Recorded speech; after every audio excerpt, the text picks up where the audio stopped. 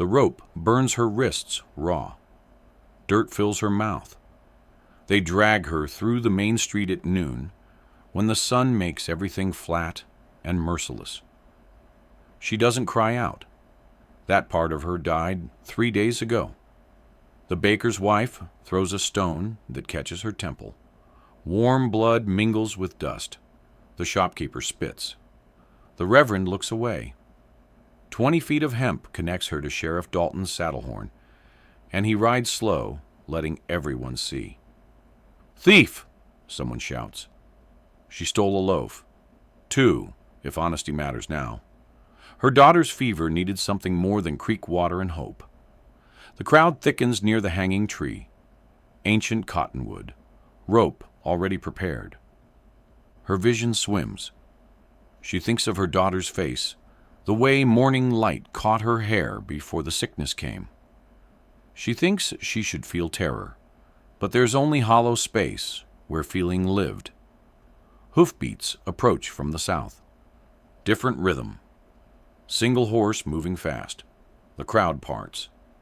He rides a paint stallion, white and brown like storm clouds breaking. Lakota braids, scarred jaw, eyes that have seen worse than this dusty judgment. He wears white man's pants, traditional breastplate. No gun showing, but a knife at his hip catches sunlight. He doesn't ask permission.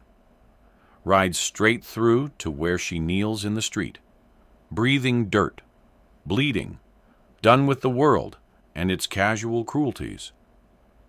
The knife appears in his hand. One motion. The rope falls away from Dalton's saddle. "This ends now." His voice carries no doubt. 3 words in English accented by a language older than this town's wooden buildings, older than its borrowed laws. Dalton's hand moves toward his pistol. The rider's knife doesn't. It stays loose, ready, patient. Dalton reads something in the stranger's stillness and decides living matters more than pride. "She's a thief," Dalton says. "She's alive." The rider dismounts. Doesn't turn his back on the sheriff, but kneels beside her. His hands work the wrist ropes. They fall away. His fingers are gentle, practiced. "Can you stand?" She tries, fails. The world tilts. He lifts her without asking, without strain. She weighs nothing. 3 days without food will do that. He carries her to his horse like she's something precious, something worth protecting, and she can't remember the last time anyone touched her without violence or demand. "You're making a mistake," the Reverend calls. The rider settles her across his saddle, mounts behind her. His arm comes around her waist, steady, warm. The first kindness in so long it feels foreign. "I've made worse," he says. They ride west into territory the town considers wild. She looks back once. The crowd watches in silence. The rope lies in the dust like a shed skin. She doesn't know his name, doesn't know why he chose mercy, only knows she's breathing, moving, alive when she shouldn't be. His heart beats steady against her back. The horse's rhythm rocks her. She closes her eyes. The cabin sits in a valley where pine meets prairie, log walls chinked with mud and moss. Smoke rises from a stone chimney. He built this alone, she understands without asking. Every corner speaks of solitary purpose. He carries her inside, sets her on a chair near the fire. The warmth makes her skin prickle, makes her realize how cold she's been. "You're hurt." Not a question. He brings water in a tin basin, clean cloth. His hands wash the rope burns with careful attention, the gash on her temple. He works in silence, and she studies his face. 40, maybe. Lines carved deep around his eyes. The scar on his jaw is old, poorly healed. A white man's bullet, she guesses. "What's your name?" he asks. "Clara." Her voice sounds strange. "Clara Hutchins. My daughter—" The words catch. "She's sick. town midwife has her. His hands still. How sick? Fever. 4 days now. She meets his eyes. I stole bread because she needed to eat, because I had nothing left to trade, and winter's coming, and her father... She stops. Some stories don't need finishing. He nods, understands what isn't said, returns to cleaning her wounds. My name is Tall Horse. My mother was Lakota. My father was a trapper who stayed. Both gone now. He applies salve that smells of sage and something else. Bearberry, maybe. The burns stop screaming, settle into dull ache. The town will come looking, she says. No. He wraps her wrists with strips of clean cotton. They talk brave in groups. Alone, they remember who was here first, who still knows these mountains. He brings soup, rabbit, and wild onion. She eats slowly, stomach forgotten how to accept food. He watches to ensure she doesn't sicken. Night comes. He shows her a bedroom, small, clean, a real bed with quilts. Lock the door if you need, he says. From inside. He leaves her alone. She stares at the door, at the lock, tests it. It works. This man who cut her free, who brought her to his home, offers her a lock against himself. The gesture matters more than words. She doesn't use it. Sleep comes hard. She wakes twice to silence, expecting rope and judgment. Finds only darkness and the distant sound of fire crackling in the main room. Morning arrives gray and cold. She rises, finds him already awake. Coffee on the stove. Bread, real bread, still warm. We'll get your daughter, he says. Soon as you're stronger. They won't let you take her. They'll negotiate. He pours coffee into 2 cups. Town needs supplies come winter. Medicine. I know which passes stay clear, which valleys hold elk. I know things that keep people alive when snow comes. She drinks. The coffee tastes like hope. 3 days pass. He shows her the property. Garden plot, empty now but ready for spring. Root cellar stocked with preserved vegetables. A workshop where he repairs saddles, tools. His hands shape leather. With same patience, he showed her wounds. She watches him work. Studies the way he moves, economical, certain. No wasted motion. He speaks little, but listens when she talks. Tells him about her daughter, about her husband who died badly, about the town that forgot mercy when money grew tight. My grandfather said people become cruel when they're afraid. Tall Horse says one evening. Fear of winter, fear of hunger. They need someone to blame. You were convenient. And you? I stopped caring what afraid people think. He teaches her to check traps, to read weather in cloud shapes. She learns his rhythms, how he rises before light, how he sits outside each evening, smoking a pipe, watching the valley like he's memorizing it. Her strength returns. The burns heal to pink scars. She helps with chores without asking. Wood stacking, water hauling. He doesn't object, doesn't act like she owes him. They work in comfortable silence. One morning she finds him sharpening knives. His movements precise, meditative. When do we get my daughter? She asks. He tests a blade's edge. Nods. Tomorrow. They ride in at dawn when mist still clings to the valley. Tall Horse leads a pack horse loaded with elk meat, winter herbs, tanned hides, trade goods, insurance. Clara's heart hammers against her ribs. The town wakes slowly. Smoke from chimneys. A dog barking. Everything looks smaller now, meaner. She sees it through different eyes. The midwife's house sits at the edge of town. White clapboard. Neat garden gone dormant.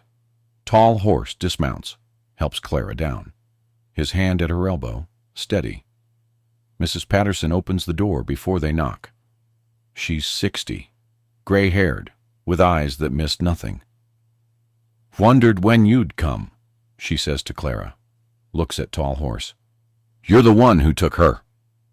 "I'm the one who kept her breathing." Mrs. Patterson's mouth twitches. Not quite a smile. She steps aside. Girls inside. Fever broke yesterday. Clara pushes past, desperate. Her daughter sleeps on a cot near the fire. 7 years old. Dark hair tangled on the pillow. Thin, too thin, but breathing steady, alive. Clara kneels beside her, touches her forehead. Cool, no fever. She wants to weep, but won't. Not here, not yet. "I fed her," Mrs. Patterson says quietly. "Best I could. Wasn't right what they did to you. But speaking against the sheriff," she stops, looks at Tall Horse. "You brought trade?" He nods.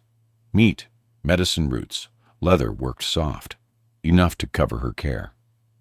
Don't want payment for doing what's decent." But her eyes linger on the pack horse. Winter coming. An old woman alone needs resources. Though the meat would help. They negotiate in shorthand. Tall Horse unloads goods. More than fair value. Mrs. Patterson accepts without false protest.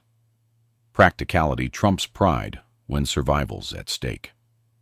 Clara lifts her daughter. The girl stirs, opens eyes. "Mama, I'm here. I've got you." They're halfway to the horses when Sheriff Dalton appears. 4 men with him, armed. The street suddenly isn't empty anymore. Windows fill with faces. "That's town property you're taking," Dalton says. Tall Horse places himself between Clara and the sheriff. Doesn't draw a weapon. Doesn't need to. The child belongs to her mother. The mother's a convicted thief. I saw no trial, no judge, just a rope and a crowd. Dalton's hand rests on his pistol. "You're interfering with lawful business." "I'm preventing murder." Tall Horse's voice stays level.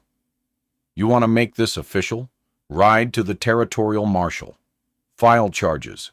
See what he says about dragging women through streets." The crowd murmurs. Some shuffle backward. The Reverend appears, Bible in hand. "Perhaps," he says carefully. "Mercy might be appropriate here. Christian mercy." Dalton's jaw works. He's trapped between pride and politics. The Reverend's support shifts the balance. "She shows her face in town again. There'll be consequences," Dalton says finally. "Then she won't come back." Tall Horse helps Clara mount, hands her the child. "Nothing here worth returning for." They ride out slowly. Clara doesn't look back this time. Her daughter's weight against her chest.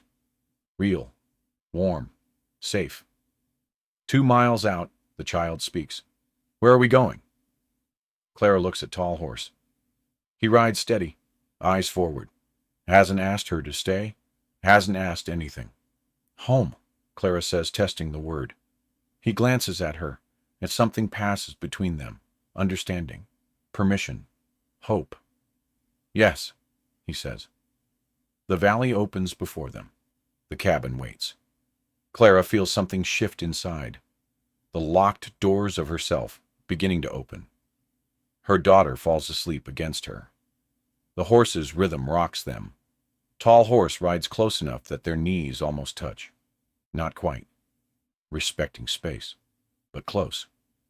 Winter's coming. She'll need to learn 1,000 things. How to survive here, how to be someone besides afraid. But she's got time now. She's got shelter. She's got this quiet man who chose mercy when the world chose rope. The sun breaks through clouds. Light spills across the valley like a promise. They ride toward it, toward whatever comes next. Together. Winter teaches them everything. How to exist in small spaces without crowding. How silence can be comfortable. How 3 people become something like family through daily rituals. Coffee at dawn. Work through daylight. Stories by firelight. Clara's daughter, Sarah, blooms back to health. Learns to gather eggs from the 3 chickens Tall Horse keeps. Learns to read animal tracks in snow. She follows him everywhere, asks endless questions. He answers each one with patience Clara didn't know men possessed. "Why do you braid your hair?" Sarah asked one evening. "My mother taught me. Said it keeps the past close, reminds me who I am." "Can you teach me?" He does, his scarred hands gentle in the girl's dark hair. Clara watches from the hearth, mending his shirt. Domestic. Simple. Strange how strange it feels. January brings storms. They're snowed in for days. Tall Horse carves Sarah toys from pine. A horse, a bird. Clara cooks what provisions they have, stretches supplies. They play cards by lamplight. He teaches them a Lakota game his grandfather taught him, betting with dried beans. Sarah's laughter fills the cabin. At night, Clara lies in her room, door unlocked, listening to the fire settle, thinking about the man in the next room, how he never touches her, except by accident, passing a cup, brushing hands, reaching for firewood, how those accidents make her skin warm. She's afraid of this feeling, afraid of wanting. Her husband taught her, wanting leads to hurting. But Tall Horse isn't her husband. February. The cold deepens. Sarah sleeps heavy one night. Clara can't. She rises, finds Tall Horse at the window, watching snow fall. "Can't sleep?" he asks. "Too quiet."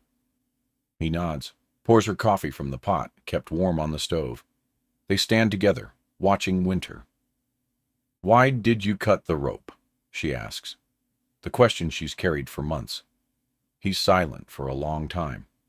She thinks he won't answer. "My sister," he says finally. 10 years ago. She married a white man from town. He beat her. She ran. They brought her back, said wives belong to husbands. Called it law. She died that winter. From injuries. From shame. From the cold of knowing no one would help. Clara's throat tightens. "When I saw you in that street," he continues, "saw them dragging you, I saw her. Saw every woman the world decides is disposable. And I thought, not again. Not while I'm breathing." She reaches for his hand. He lets her take it. His fingers close around hers. Warm. Solid. Real. "Thank you," she whispers. "For what?" "For breathing." They stand like that until the coffee grows cold. Until Sarah calls out from sleep. Until the moment passes but leaves something behind. A door opened. A distance closed. March brings false spring. Mud and melt. Clara finds Tall Horse in the garden plot, turning earth. "Too early to plant," she says. "Preparing. Soil needs working before seeds go in." She kneels beside him, takes a second spade. They work together, breaking ground. Her hands blister. She doesn't stop. This is investment. This is future. This is choosing to stay when she could run. "I want to plant something," she says. "Something that grows back every year." He considers. "Rhubarb, raspberries, asparagus, things that establish roots, return spring after spring." "Yes, those." They work until sunset. Sarah brings them water, settles between them in the dirt.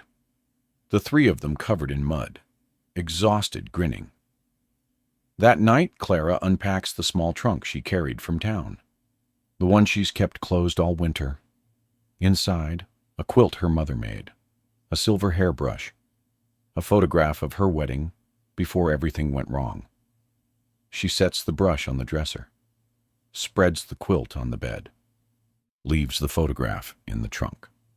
Some things you keep, some things you leave behind. April. Real spring. They plant together. Vegetables, berries, flowers Sarah chooses. Tall Horse shows them how to space rows, how to water properly. His knowledge runs deep, learned. From his mother's people, his father's experience, his own decades surviving. One evening, working late, their hands touch in the soil.